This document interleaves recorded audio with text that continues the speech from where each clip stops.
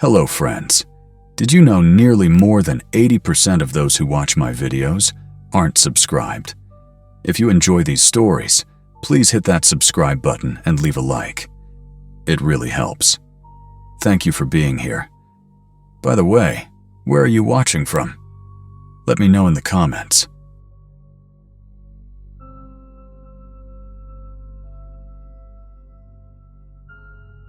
My name is Marcus Hill, and this story happened in Maple Hollow, Minnesota, a quiet suburban town where winter presses down like a physical weight, and December nights fall fast, black and absolute.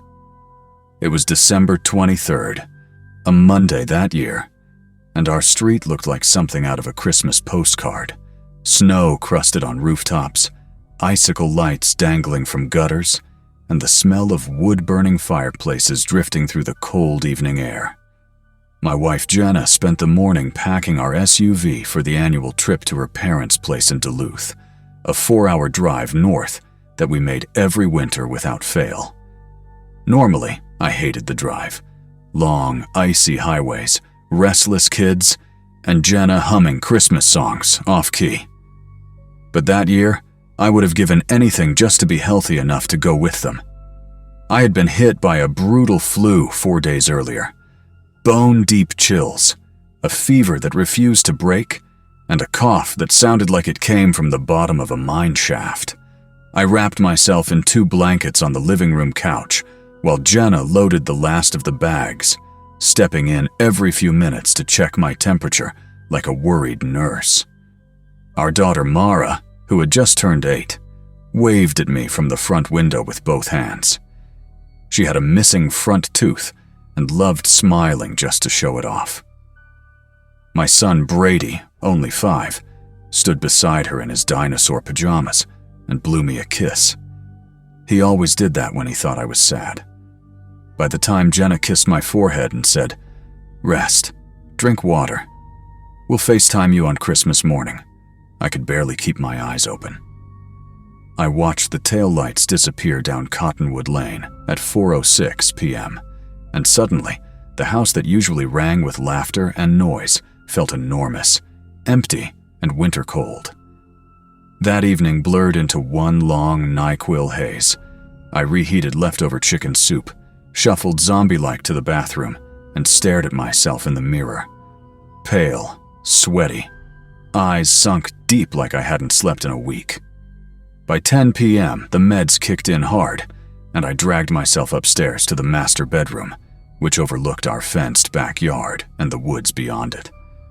The furnace clicked on. The wind brushed against the siding, and somewhere far off, a neighbor's dog barked lazily into the night. Nothing strange, nothing alarming, just the sounds of a winter house and my fever buzzing like static under my skin. I fell asleep instantly. I woke up at 2:49 a.m. to a thump so heavy it vibrated the bed frame. At first, my flu-addled mind tried to slot it into a dream, but then came a second thump. Lower, deliberate, like a weight shifting on wood. Packages? Maybe. Christmas week meant endless deliveries. I squinted at my phone. 2:47 a.m. Too late for any delivery truck. I sat up, heart picking up speed. The room cold in a way that no furnace could fix. Then came the third sound. Voices. Muffled. Low. Outside the house. On my property. That sound cut through my fever like a blade. We lived in the kind of neighborhood where people left their back doors unlocked during the day. Retired couples, dog walkers, families stringing Christmas lights. The most dramatic thing that had happened on our street was someone losing a shovel. But those voices, those didn't belong. My skin prickled. My mind sharpened in an instant. I pulled myself toward the bedroom window, careful not to touch the light switch. Jenna always left the blinds half open so morning sunlight could get in. I peeked through the slats, and my stomach dropped through the floor. 3 figures, all dressed in dark clothing, were climbing over my back fence. One dropped into our yard with practiced ease. The second and third followed, moving with the smooth coordination of men who had done this before. Not teenagers, not drunk neighbors, not anyone who belonged behind our house at almost 3 a.m. One of them pulled out a flashlight and swept the beam toward the sliding glass door that led into our kitchen. I jerked back from the window, so violently I nearly toppled over the nightstand. Suddenly, I wasn't sick anymore. Suddenly, I was wide awake, every nerve in my body firing. These were not random wanderers. These were not lost strangers. These were men breaking into my home, and I was completely alone. My phone sat on the nightstand like a lifeline. I grabbed it, fingers trembling, fever burning behind my eyes, and dialed 911. When the dispatcher answered, my whisper barely registered. There are men in my backyard. 3 of them. They're trying to get into my house. I'm sick. I'm alone. Please send someone. Her voice was calm, professional. Stay on the line, sir. Officers are on the way. Do not confront them. But her voice sounded 1,000 miles away, even as the sound of glass breaking downstairs filled the house. They were inside. Fear makes you remember things you never pay attention to, like the fact that the master closet had a deep corner behind Jenna's winter coats. I slipped inside, shut the door almost all the way, and crouched behind her heavy, soft coats. Coats that smelled like her perfume, something clean and floral that should have comforted me, but now felt like a reminder of everything I stood to lose. From inside that closet, sound carried through the heating vents like whispers from another world. Footsteps on the hardwood, steady, confident, not rushing, because they didn't think anyone was home. Then voices. Older man. Clear the first floor. Fast. Then upstairs. Younger voice. What about security? The older one scoffed. Fake signs. No alarm here. Checked it all week. My blood went cold. They had watched us, studied us, waited for Jenna to load up the car and drive away. This wasn't random. This was planned. The dispatcher kept whispering updates, but I couldn't answer, because the intruders had reached the bottom of the stairs. A creak, a pause, then the first step groaning under someone's weight. In the darkness of that closet, I felt my heart pounding so loudly I was certain the men downstairs could hear it. 30 seconds later, they were upstairs. One walked down the hallway, breathing heavily like he had a cold, too. Wet, thick breaths that made my skin crawl. A flashlight beam slid under the crack of the closet door, slicing through the darkness. Check the kids' rooms first. I listened helplessly as they searched Mara's room. Her purple walls, her tiny bookshelf, her Christmas drawings taped to the dresser. Then Brady's room, where his dinosaur nightlight flickered quietly. Drawers opened, objects shifted, whispers, rustling. They were professionals, quick, efficient. They knew what to take. Then footsteps returned toward the master bedroom. The doorknob turned. The door opened with a soft whine, one I always meant to fix. Flashlight, carpet, bathroom, shower curtain pulled back. They were checking everything. Nothing here, the younger one said. Check the closet, the older one replied. My heart stopped. There was nowhere else to go. Nothing to defend myself with. No escape. The closet door began to slide open. I don't know what part of my brain did it. Maybe the fever. Maybe pure desperation. But as the door edged open, I started coughing. Not a small cough. A violent, convulsive, chest-rattling, phlegm-filled explosion. The kind that sounded like I was dying of something contagious and catastrophic. I doubled down, forcing the most horrifying, wet, gurgling coughs I could manage. The door froze. The younger voice panicked. Dude, someone's in there. Someone's sick in there. Fast whispering, arguing. Then the older man snapped, "Leave it, we've got enough. Move!" Footsteps retreated. Down the hall, down the stairs. The back door slammed. And just like that, they were gone. But I couldn't stop coughing, couldn't stop shaking, couldn't stop crying. The dispatcher was still in my ear. "Stay where you are, sir. Officers are almost there."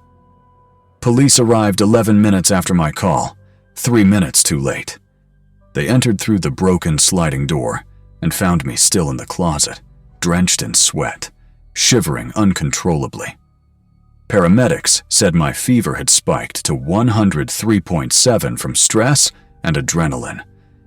They wanted to take me to the hospital, but I refused. I wasn't leaving my house empty again. Not that night. Not after knowing how long those men had watched us. Detectives combed through the house, fingerprints on drawers, footprints in the snow, tool marks on the sliding door. The men had taken Jenna's jewelry, my laptop, a small lockbox with old documents, and Brady's piggy bank with $40-something. Jenna drove back that same day, ending Christmas early. When she walked into the house and hugged me, I realized how close I had come to becoming another statistic. A homeowner found by burglars who weren't expecting anyone to be there. 2 of the men were arrested a month later. A multi-county burglary ring. Holiday season home targets. They admitted watching our house for a week. What they didn't expect was a sick husband staying home. Or a cough that sounded contagious enough to scare off a hardened criminal. Sometimes on winter nights, when the furnace clicks on and the house settles, I hear echoes of that night. The thump on the deck, the footsteps upstairs, the whisper of someone saying, "Check the closet." Our closet is just a closet now, full of jackets and shoes and the everyday clutter of life. But every time I open the door, I remember the darkness, the silence, the sound of strangers moving through my home, and the thought that if not for a simple, desperate cough, I might not be here to open that door at all.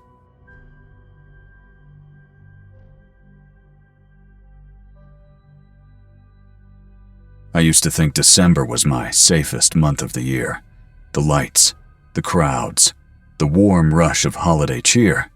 It always made the world feel softer, safer. But 9 years ago, something happened that tore that illusion straight out of me like a root pulled from the ground. At the time, I was 24, working my first real job at a financial firm in Columbus, Ohio. My co-workers liked to joke that I was the most responsible person in the office, the one who never forgot deadlines, who double-checked everyone else's numbers, who always volunteered to be the designated driver at happy hours. I didn't mind the reputation. It made me feel grounded, dependable, like I was finally becoming the kind of adult I'd imagined at 16. When December rolled in that year, our operations manager, Gloria Pierce, booked a private room at this upscale Italian place downtown called Marzano's. It had exposed brick walls, old photos of Sicily, and warm overhead lights that made every table look like a magazine spread. I still remember standing in front of my mirror for almost an hour that night, trying different earrings, different shades of lipstick, brushing my hair again and again, like confidence could be practiced. I finally settled on a deep green dress, a wool coat, and small silver earrings my mother wore in the 90s. I felt good, grown up in a way that felt new and earned. Inside the restaurant, the room was alive. People laughing over plates of truffle pasta, clinking glasses of wine, paper-wrapped gifts under the small decorated tree in the corner. We exchanged white elephant presents, teased each other, and complained about clients. By 10:30, most of us were warm with wine, full of carbs, and radiating that soft buzz that only comes from holiday dinners. People left in groups of 2 or 3. Someone called a lift. Someone else stepped outside to smoke. The wind outside had dropped to the kind of cold that slices right through your coat. I stayed until nearly midnight talking to a coworker named Nate Holleran, a soft-spoken data analyst with sandy hair and a crooked smile. He told me about his plans for grad school, and I told him about wanting to move into my own apartment next year. By the time I said goodbye and stepped outside, the sidewalks were empty. The traffic lights cast long red reflections onto the wet pavement. Somewhere down the block, a gust of wind rattled a loose metal sign. My car was parked around the corner, up the side street behind Marzano's, and instead of walking the long way, the well-lit way, I made the decision I will regret for the rest of my life. A shortcut through the back alley. It looked harmless enough. A narrow passage between the restaurant and an office building. A single yellow security light above the kitchen door cast a small puddle of brightness onto the pavement. The rest was swallowed in shadow. Still, it was only about 50 feet long. I could see the glow of the streetlights on the other side. I told myself it was fine. Halfway through the alley, my heels echoing against the concrete, I heard footsteps behind me. Quick, heavy, purposeful. Before I could turn around, a hand clamped over my mouth and another seized my wrist so violently that pain shot up my arm. I tried to scream, but the sound died against the palm pressed to my face. Someone dragged me sideways behind a dumpster where the shadows thickened. My ankle twisted, one heel snapping, and the cold brick wall slammed against my shoulder. A man shoved me hard, pinning me with his forearm. He wore a black ski mask, the cheap kind, with stretched-out fabric and unevenly cut holes. In the dim spill of light from the restaurant's back door, I could see only the glint of his eyes. He smelled like cigarettes and cheap beer. His breath hit my cheek in harsh bursts. My pulse hammered so violently I thought I would pass out. "Hold her!" a second voice said from the entrance of the alley. Lower, younger, shakier. I realized then there were at least two of them, maybe more. "Another one from the dinner," the second voice muttered. "Hurry, before more come out." I went cold. Ice cold. Another one. They had been watching us, waiting. This wasn't random. This wasn't bad luck. They had planned this. The man gripping me yanked my purse off my shoulder, throwing it to someone I couldn't see. My phone was ripped from my coat pocket and tossed aside. His gloved hands groped through my coat for anything valuable. Then he noticed my earrings, my mother's silver ones. I felt his fingers brush my ear, felt the cold metal twist, and something inside me snapped into survival mode. I bit him hard, harder than I've ever bitten anything in my life. The taste of blood filled my mouth. He screamed, a savage animal sound, and his hand jerked away. For one heartbeat, maybe two, his grip loosened. And I ran. I made it 4 steps before something slammed into the back of my skull. A fist, a brick, I'll never know. The world tilted. My knees buckled. I hit the ground so hard the breath punched out of me. Glass shattered under my palm, slicing my skin. Hands grabbed my hair, yanking my head back. "Stupid!" the man snarled, his voice ragged with pain. Blood dripped from his hand onto the concrete beside my face. The younger one hovered anxiously near the alley's mouth. "Dude, leave it! Someone's gonna come!" "Just get the other earring!" I screamed, raw, piercing. But the building swallowed it. He tore the earring from my ear so violently that white-hot pain exploded across the side of my face. Blood ran warm down my neck. The younger one panicked. "Man, we gotta go! We have to go!" They bolted through a narrow gap in a fence at the end of the alley. And suddenly, I was alone. The silence hurt more than the pain. I don't know how long I stayed there. Maybe 30 seconds. Maybe minutes. Time didn't feel real. Eventually, I staggered to my feet, using the dumpster for balance. One heel broken, hair tangled, coat torn, blood streaked across my collar. When I reached the sidewalk, the street looked too bright, too clean, too normal. A couple walking their dog froze when they saw me. The woman gasped and grabbed her phone. The man draped his jacket around my shoulders. I couldn't understand half of what they were saying.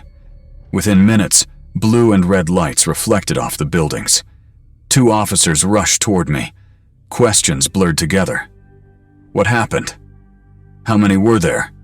Did you see their faces? Was anyone else with you? When I mentioned the words, another one from the dinner, the female officer stiffened. She stepped away to radio something urgent. Minutes later, I learned the truth. I was the 3rd attack that night. A co-worker named Sandra from marketing had been grabbed near the parking lot 30 minutes earlier.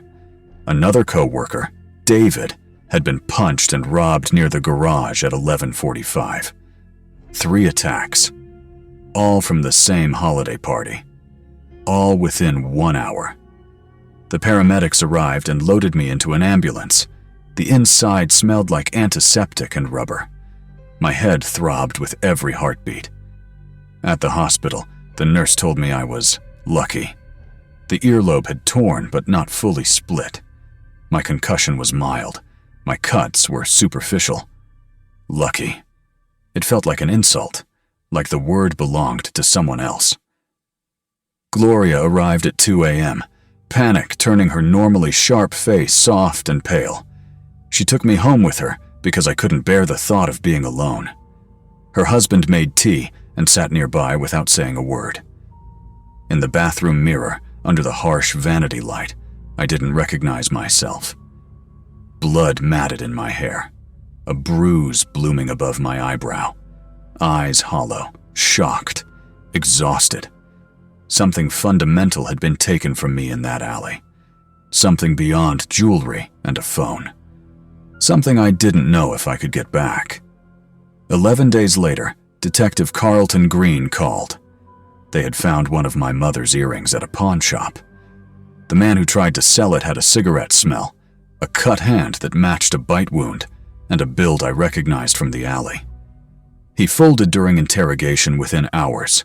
Turned out there were 5 of them total. 2 brothers, originally from Moldova. A local man with a long rap sheet. 2 teenagers acting as lookouts. For weeks, they had been scouting corporate holiday parties, watching through restaurant windows, targeting people leaving late, preferring those walking alone. They had made over $38,000 in jewelry, cash, and phones in just 19 days. The younger one, the nervous lookout with acne scars, cried during his arrest. Said he never meant for anyone to get hurt. I felt nothing for him. Nothing for any of them. Every December, the memory returns sharper than winter air. I still don't take shortcuts. I still don't walk to my car alone. I still position myself near exits at crowded events. The scar on my earlobe has faded, but I see it every time I put on earrings. Never silver. Never my mother's style. During last year's holiday dinner, my company hired private security and valet parking. Everyone laughed like it was overkill. I didn't laugh. I kept looking outside the window, watching the sidewalk like the shadows might step forward at any moment. Trauma doesn't vanish. It settles. It changes shape. It becomes something you learn to carry. And every December, I remind myself, I survived. And sometimes survival, just survival, is enough.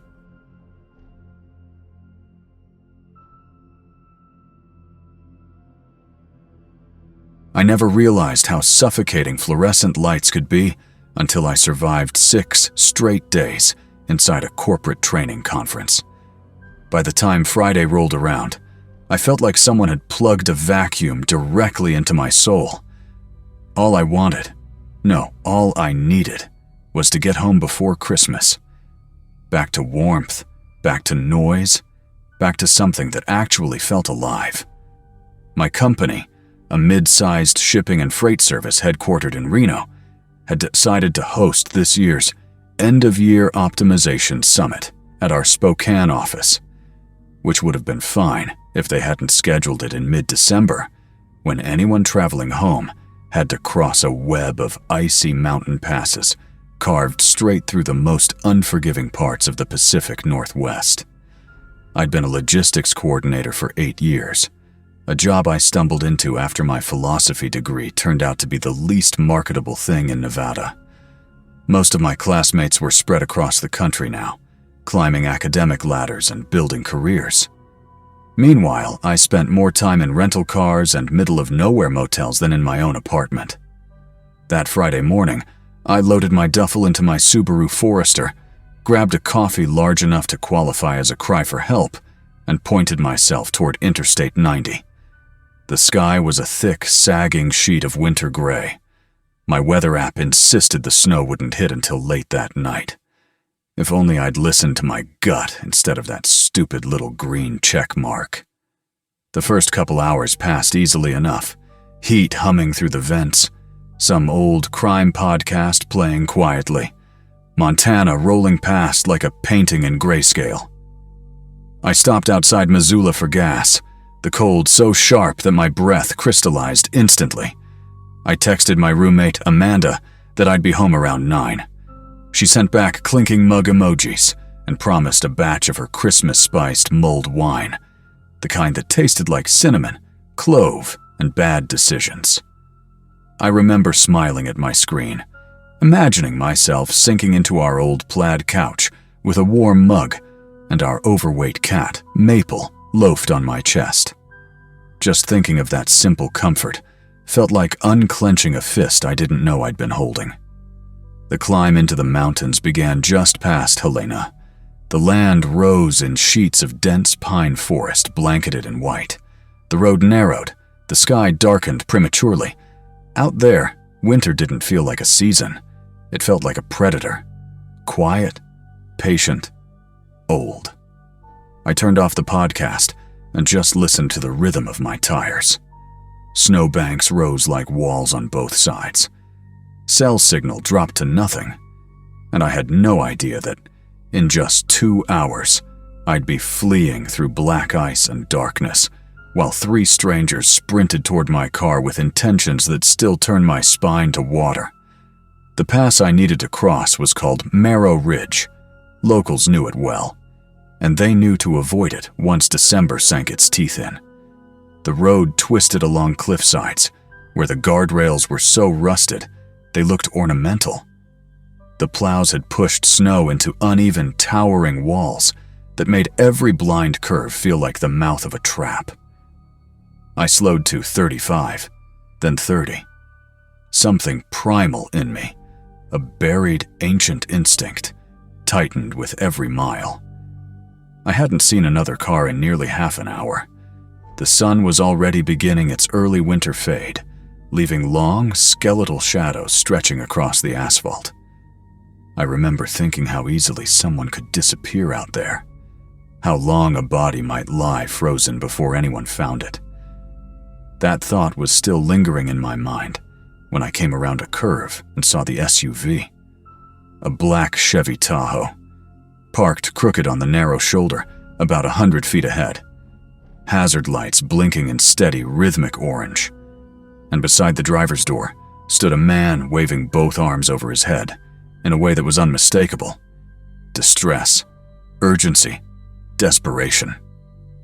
He wore a dark canvas jacket and jeans. Even from a distance, he seemed locked onto my headlights, like a drowning man seeing a lifeline.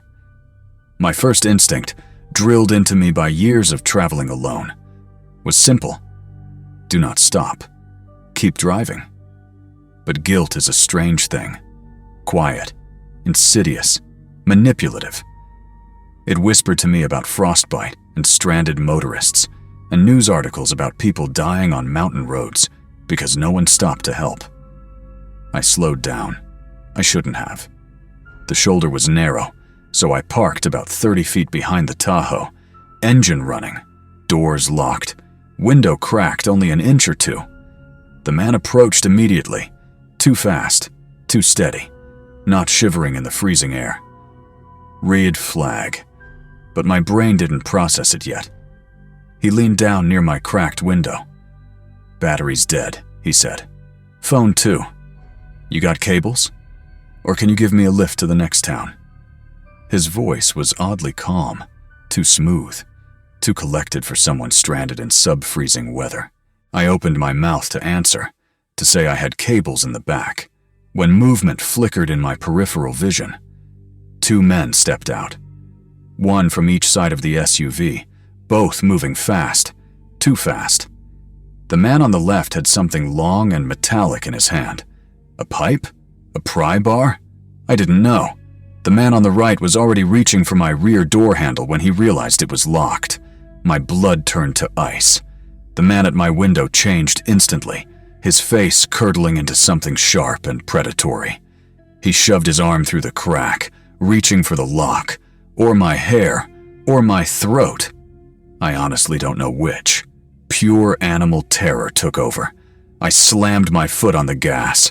My tires spun uselessly on the ice. A full second where nothing happened. A second that felt like the universe was holding its breath. Then the tires caught. The car lurched forward so violently that the man staggered and lost his footing, his arm ripping free of the window. I heard shouting. I didn't look back. I just drove. The road was a nightmare of curves, black ice, and darkness closing in like a tunnel. My hands were shaking so violently on the wheel that I could hardly steer. My breathing broke into panicked bursts. Tears blurred my eyes. At one long straightaway, I saw headlights behind me. They'd started the SUV. They were coming. I pushed the speed to 50, then 55. Too fast for the conditions. Too slow to feel safe. Every curve felt like Russian roulette.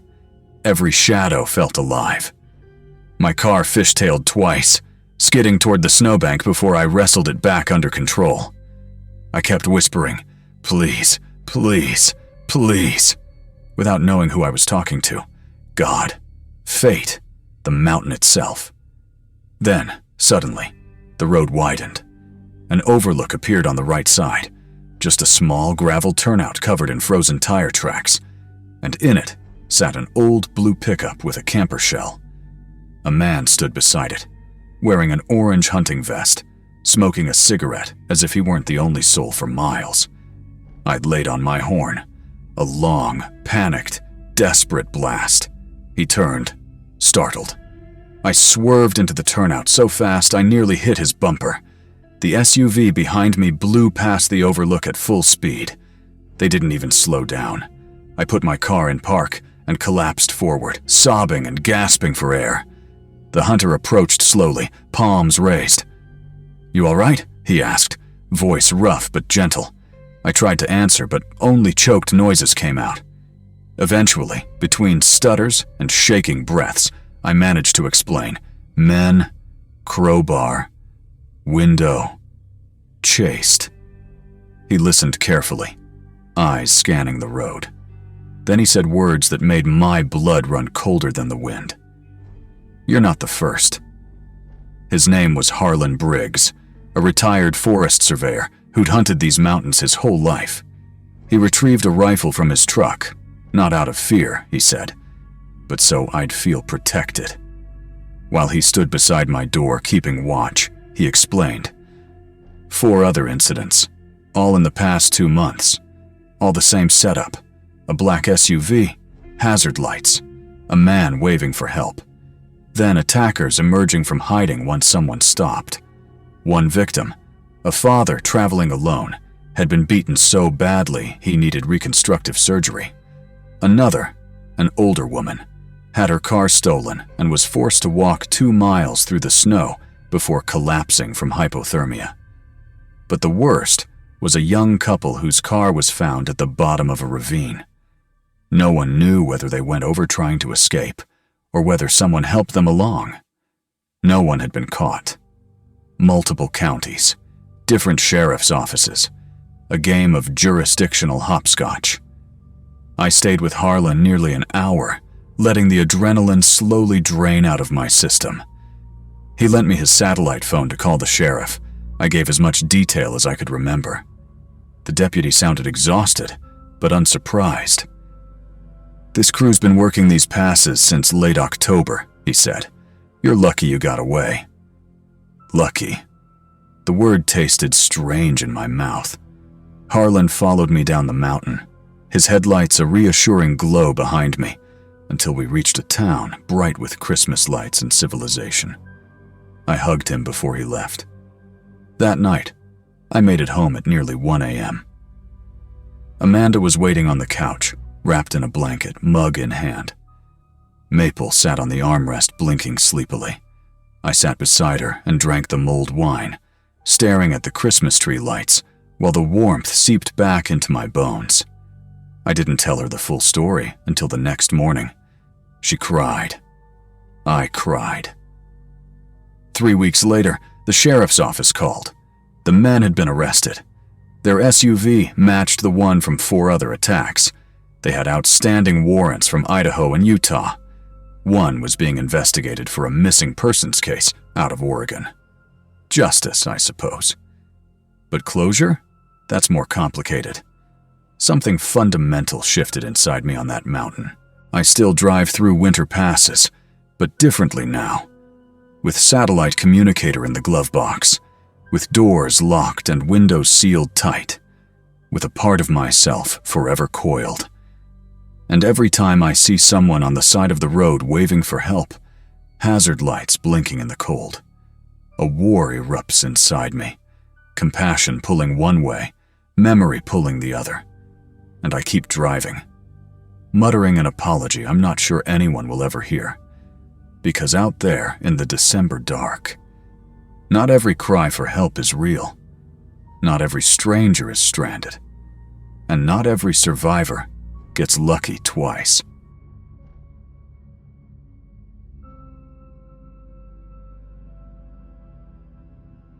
I don't think I ever truly understood what fear was until that night in December 2018. Not movie fear, not nightmare fear, real fear. The kind that squeezes your ribs so tight that your breath sounds like it might give you away. Back then, my best friend Jordan and I were fresh out of Eastbrook High in eastern Tennessee. We were both stuck in that awkward transition zone where you're technically an adult, but still walking around with a teenager's brain. We worked random part-time jobs, ate fast food more than actual meals, and believed we were untouchable. And we still did stupid things. One of those stupid things was cutting through the Norfolk Southern freight yard, a massive spread of rusted rail lines and forgotten boxcars sitting between the warehouse district and my neighborhood.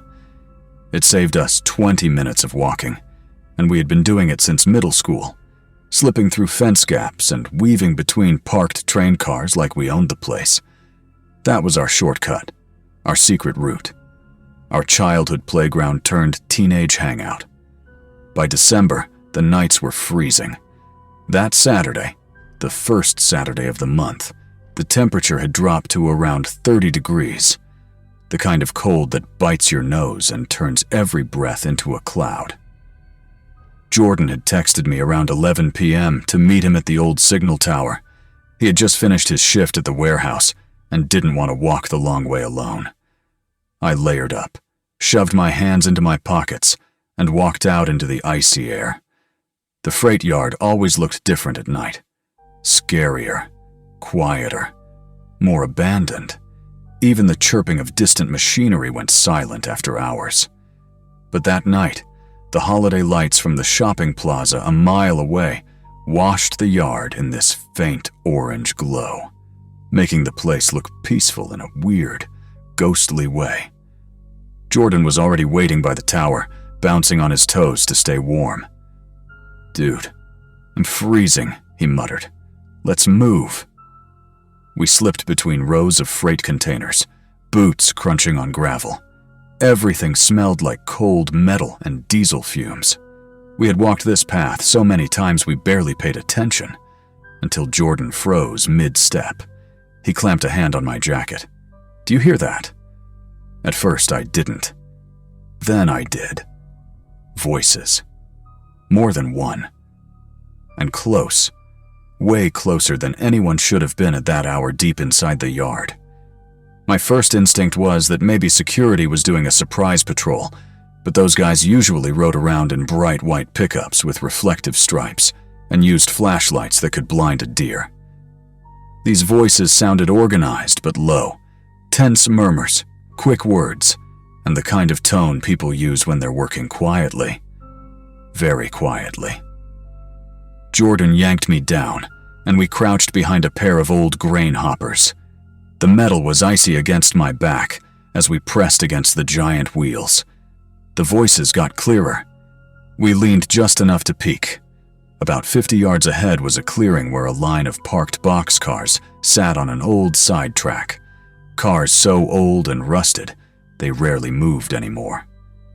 But what froze my blood wasn't the boxcars.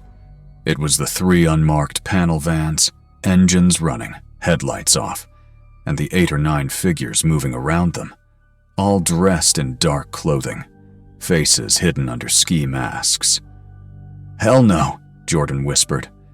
"Tell me that's not." "Drug deal," I said, finishing his thought. "Has to be." I was wrong. The sliding door of one of the boxcars screeched open, and a man pointed a flashlight inside. The beam swept across the interior, and I felt my stomach twist. People. Actual people sitting slumped against the walls like discarded bodies, 6 or 7 of them at least, dressed in thin clothing, shoeless, motionless except for the slight sway when someone grabbed them. I blinked hard. This wasn't some homeless shelter spot. These people weren't resting. They were sedated. One by one, masked men began dragging them out, carrying them like they were lifting sacks of grain. Jordan grabbed my arm so hard his nails dug into my skin. Dude, what the hell are we seeing?" My breath fogged the air in sharp bursts as I tried to reason it out. Some weird EMT training? A movie shoot? But the fear, the precision, the way the men moved, no. This was real, and it was wrong. One man with a cracked phone screen kept checking something, barking short commands in a language I didn't recognize. Another man carried a flashlight and scanned the area constantly, making my chest tighten every time the beam swung our way. A woman was dragged from the boxcar, bare feet, hair matted, thin clothes completely wrong for winter, dark bruises or dirt smeared across her arms. I swallowed hard. Jordan whispered, "We should call 911. But I shook my head. Not yet. If one of them heard a tiny click or saw a small reflection from my phone screen, we were dead. The first van was half full already. The people were stacked inside, literally stacked, like luggage. Then one of them woke up. A young man, probably no older than us, suddenly jerked upright as 2 masked men carried him. His eyes were wild, filled with confusion and terror, and for a split second he realized what was happening. Then he fought. He fought harder than I've ever seen a person fight in my life. He thrashed, slipped from their grip, hit the frozen gravel hard, scrambled to his feet, and ran. He didn't make it 10 yards. One of the masked figures sprinted after him with terrifying speed and tackled him to the ground. The impact sounded like bone on gravel. Sharp, brutal. The young man screamed, muffled and raw. Another masked man approached with a syringe, and just like that, the screaming stopped. My entire body locked up. Jordan stopped breathing, and I put my hand over his mouth instinctively. Not to silence him, to keep him grounded, to keep him from panicking. My pulse hammered so violently I thought they might hear it. The young man was lifted again, limp and unconscious, and carried to the van like nothing had happened. 30 seconds. That whole nightmare happened in just 30 seconds. They finished loading the vans. The last man walked around the boxcar with a flashlight, scanning the ground. When the beam swept past our hiding spot, Jordan actually trembled. I swear the light reflected off the edge of my shoe. But the man turned away and climbed into the passenger seat of the lead van. The engines revved quietly, and all three vehicles rolled deeper into the yard, staying dark until they disappeared behind a row of tankers. We stayed hidden, frozen, barely breathing. When we finally crawled out, Jordan staggered to the nearest railcar and threw up, loud and shaking. I felt hollow, like a ghost trapped inside my own body. We walked home in silence, avoiding the main roads, not trusting any sound behind us. When I got home around 1 a.m., I didn't turn on the lights. I just sat on my bed, staring at the floor, shaking so badly I couldn't hold my phone. Every time I closed my eyes, I saw the young man running, every single time. The next morning, Jordan called. He hadn't slept either. We talked for an hour. Should we go to the police? What if they didn't believe us? What if those men found out we talked? We were scared teenagers, and fear makes cowards out of anybody. 4 days later, everything changed. Local news lit up with reports. 7 people missing across the county over 2 weeks. Most were undocumented workers. Some had no close family nearby. And then they showed a picture of one of the missing, a 19-year-old kid named Ryan Morales. At first, I didn't react. Then the camera zoomed in, and my heart fell through the floor. It was him. The same young man who had woken up. The same one who had run and been dragged back. We had watched Ryan fight for his life, and we had done nothing. That night, Jordan and I went straight to the police station. No debate, no hesitation. We told them everything. The boxcars, the vans, the masked men, the syringe, the languages we didn't understand, the times, the details, the license plates we thought we glimpsed. Detective Russo, a tired woman with dark circles under her eyes, listened closely, taking notes in a worn notebook. "You boys did the right thing coming forward," she said. "This might be bigger than you think." Bigger was an understatement. Took months. Federal agents got involved. Raids happened across Tennessee, Georgia, Alabama, and North Carolina. They uncovered a massive trafficking network, one that had been operating quietly for over 2 years. Many victims were rescued alive, found in hidden labor camps and storage facilities. But not all of them. And not Ryan Morales. His case is still open. No body. No confirmation. Just a missing person number gathering dust in a database. Sometimes I wonder if things would have been different if I'd had the courage to pull out my phone. If I'd pressed record, if Jordan and I had run for help right then, if Ryan might have made it. That question has lived in my chest for 6 years. It sits there like winter frost, sharp, cold, permanent. And every December, when the air turns crisp and the nights get quiet, I swear I can still hear the sound of van engines idling somewhere in the dark, waiting, hunting, moving people through shadows like cargo. And I remember the night I saw something terrible and stayed silent.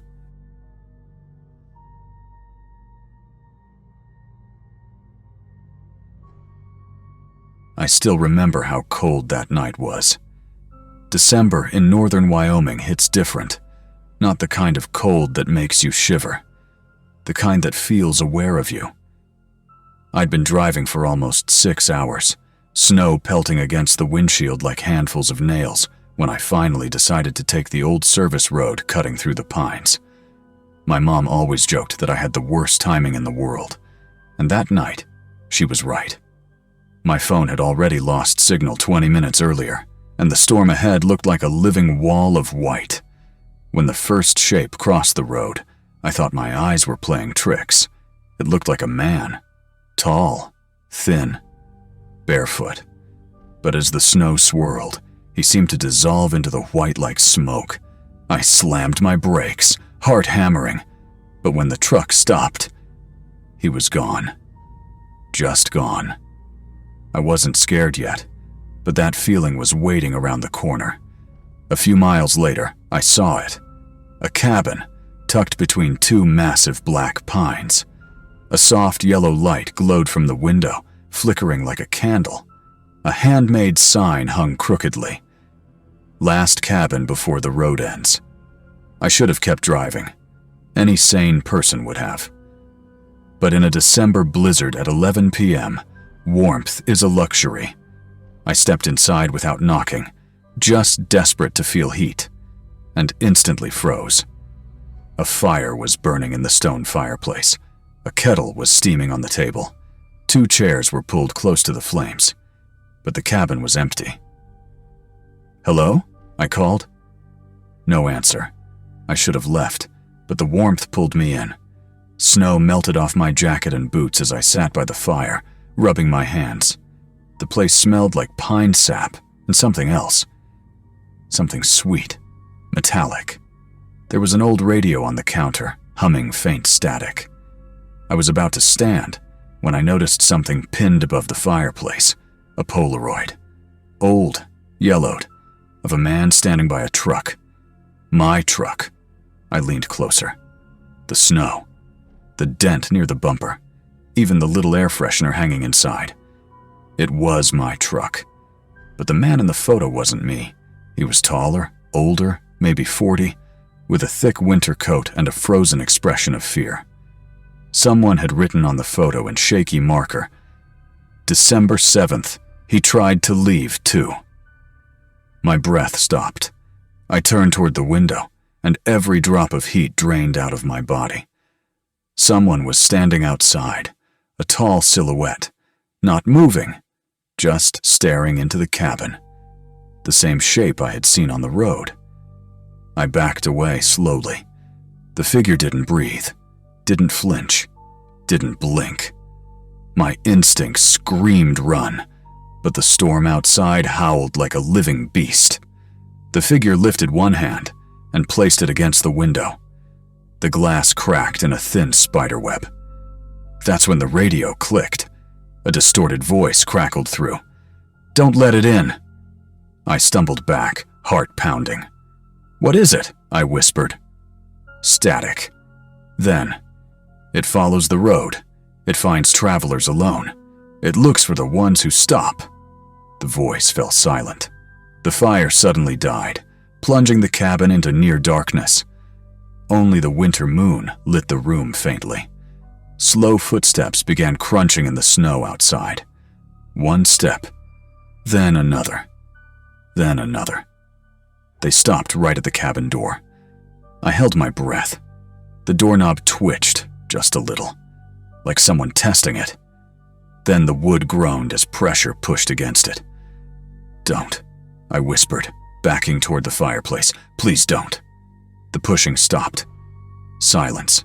For a moment I thought maybe it left, but then it started knocking. Soft, slow, rhythmic, as if it knew I had nowhere else to go. Then the radio clicked again, louder, harsh. "If you open the door, it takes your place." My stomach dropped.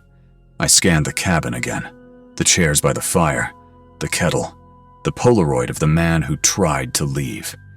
Was he the last traveler? Did he sit in this same chair? Warm his hands by this same fire? Minutes before something outside came for him? The knocking grew harder, more urgent. I grabbed a metal poker from the fireplace and whispered to myself, "You're walking out of here. You're walking out alive." Then I noticed the back door, half open, snow blowing in. Someone had left in a hurry. Maybe the man in the Polaroid. Maybe he never made it out. I ran to the back door, but as soon as I stepped onto the snow, my body froze. There were footprints leading away into the dark forest, but every single set of prints was identical. Not just the same size, the exact same pattern, same depth, same angle. as if one foot had been copied and pasted hundreds of times. And they didn't walk. They dragged, like something pulling itself forward. I didn't follow them. I turned back toward my truck. Snow slammed my face like needles. The wind roared. My boot slipped. I ran anyway. Behind me, the cabin door burst open. Something stepped out. I didn't look back. I didn't breathe. I threw myself into the driver's seat, slammed the door, twisted the key. The engine coughed. "Come on, come on, come on!" The headlights flickered to life, and in front of my truck, it stood there, tall, black as a burned-out shadow, face hidden, arms hanging wrong, head tilted like it was studying me. I floored the gas. The truck skidded, swerved, almost fishtailed off the road. But the creature didn't move. It simply watched. Even as I passed it, even as the road finally reconnected with the highway, even as the storm cleared, leaving behind a frozen world of silence, it just stood in the mirror, growing smaller, but never looking away. When I reached the nearest town, I stopped at a gas station. A man there saw how shaken I was and asked if I was okay. I told him what happened: the cabin, the photo, the knocking, the thing outside. He stared at me for a long moment, then shook his head. "There ain't no cabin on that road," he said quietly. "Burned down 20 years ago. December 7th. A traveler froze to death inside when he couldn't leave." I swallowed hard. "What about the thing I saw?" He didn't answer. He just whispered, "People who stop on that road, sometimes something follows them home." I didn't sleep that night. I haven't slept well since, because every December, near midnight, I hear it again. That soft, slow, rhythmic knocking.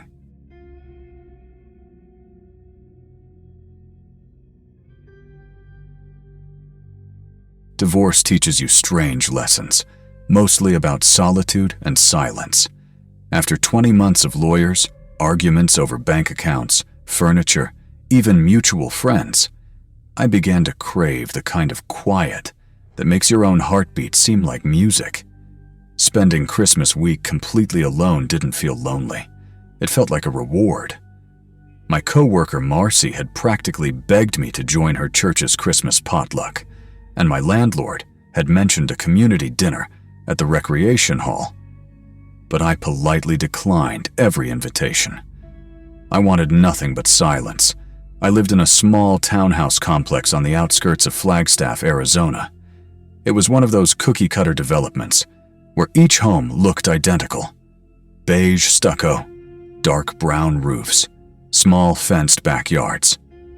My unit sat at the end of the row, which meant I only shared one wall with my neighbor, an older gentleman named Carl, who spent winters with his family in Colorado.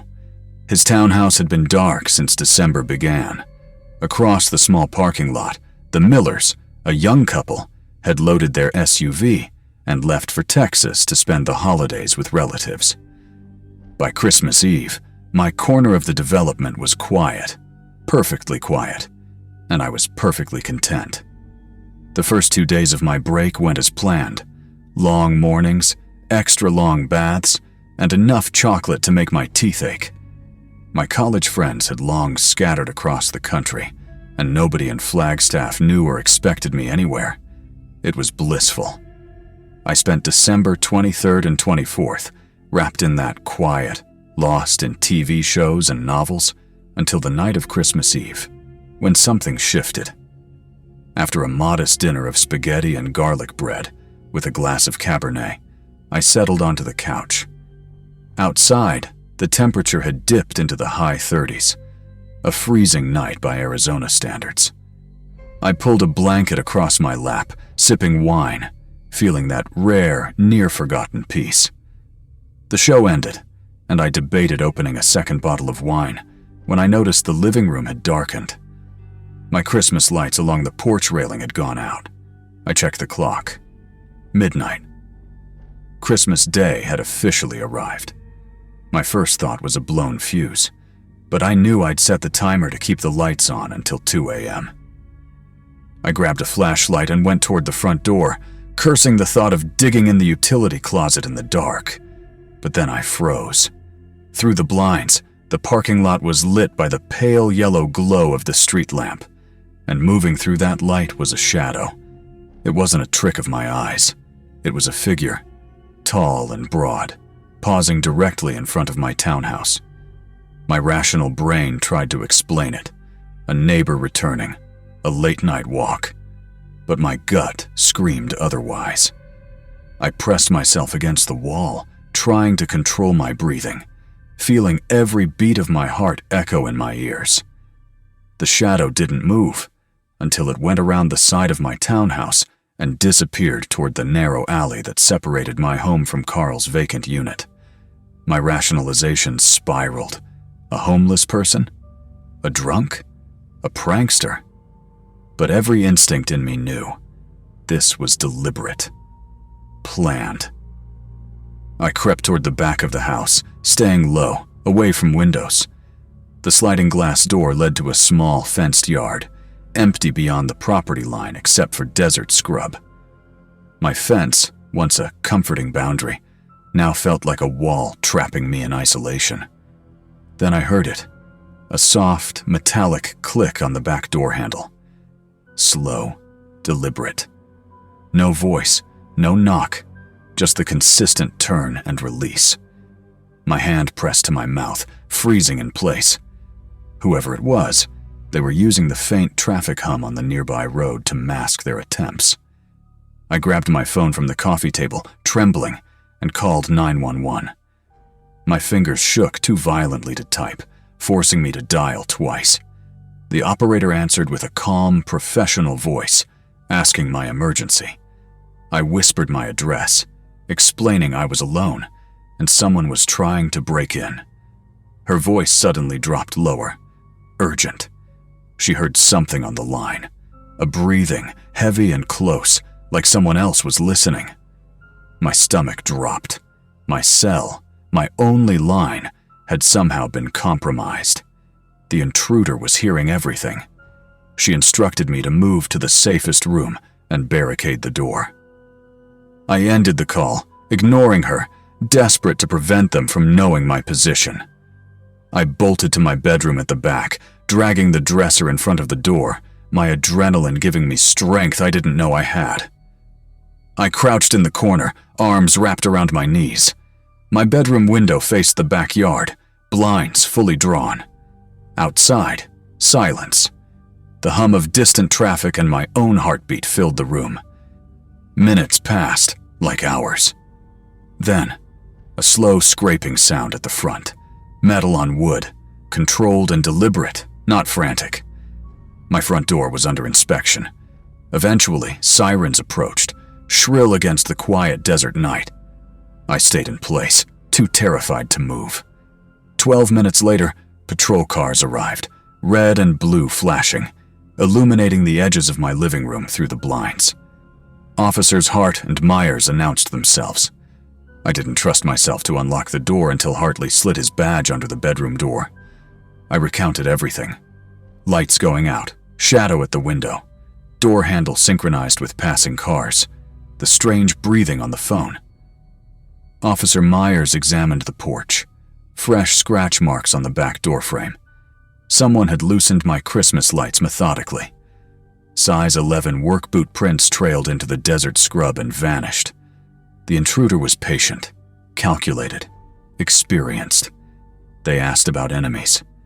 My ex-husband was a distant possibility but lived in Chicago. Nothing else. Hartley and Myers left a patrol car for the night. Myers whispered as we parted. I was lucky. Most people would have walked out to check the fuse, and they would have walked into the intruder's hands. That thought has haunted me. I didn't sleep that night, or for several after. I stayed with Marcy until the holidays passed. In January, I broke my lease, moving to a gated complex near downtown, surrounded by noise, people, lights. The police never caught the intruder. Fingerprints on the loosened lights didn't match anyone. Hartley called occasionally. 2 similar cases in the region. Women alone in isolated units. Methodical approach. Intruder never entering. He speculated. The intruder thrived on the hunt, the fear, the observation. I sometimes think about him listening to my fear on the phone, savoring it. I installed cameras, a security system, a baseball bat beside my bed. Holidays are never spent alone anymore. Some lessons you only learn once.